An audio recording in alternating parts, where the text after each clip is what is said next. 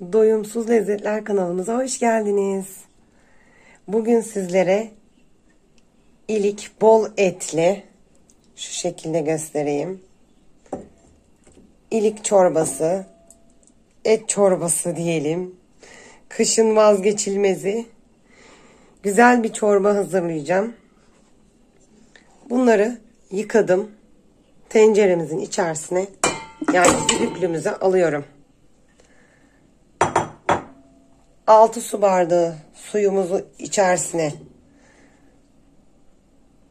döküp tenceremizi kapatıp 15-20 dakika bu şekilde pişireceğim. Düdüklüğümüzü indirdik ocaktan.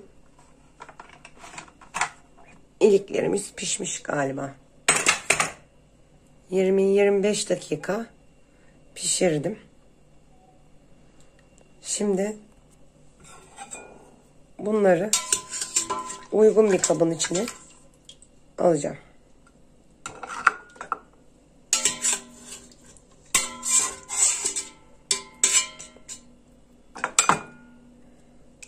Ve bunların etlerini didikleyeceğim. Sonrasında terbiyemi hazırlayacağım. Ve çorbamız hazır. Terbiyemize geçelim. Çorbamızın suyunu ocağa aldık. Ve didiklediğimiz etler bir kenarda. Şimdi sosunu hazırlamaya geçiyoruz. Şimdi çorbamızın yapımına geçelim. 2 yemek kaşığı dolusu dolu yoğurdumuzu bir güzel çırpalım. 1 limonumuzun suyu.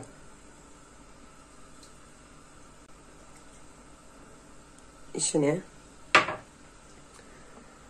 3 diş sarımsağımızı rendeleyelim.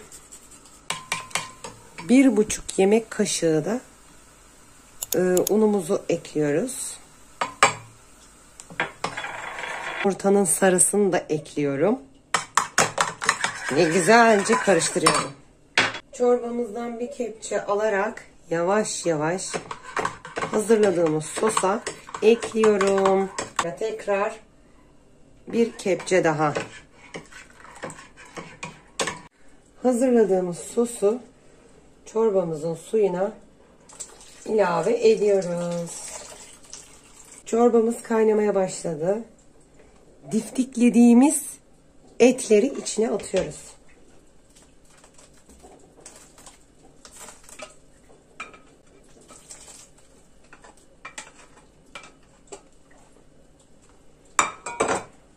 Bir 10 dakikada bu şekilde kaynatıyoruz. Çorbamızın tuzunu atıyoruz. Çorbamızı küçük ocağa aldık. Sosunu hazırlamak için 1,5 yemek kaşığı tereyağımızı tavaya koyduk, eriyor. Ardından pul biber ve nanemizi yakıp üzerine dökeceğim. İsterseniz tencerenin içerisine komple boca edip karıştırın. İsterseniz servis ederken sosu öyle ilave edin. Her türlüsü güzel. Nanemizi biraz daha dökelim. Evet.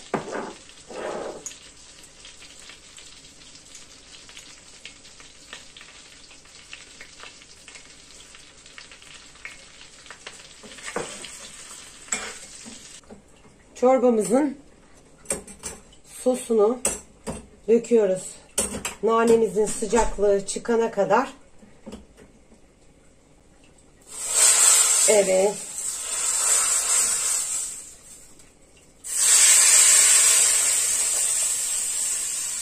Çorbamız servise hazır.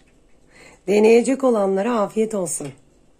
Bizi izlediğiniz için çok teşekkür ederim. Kanalımıza abone olup yorum yazmayı ve desteklerinizi bekliyorum. Çok teşekkürler. Bay bay.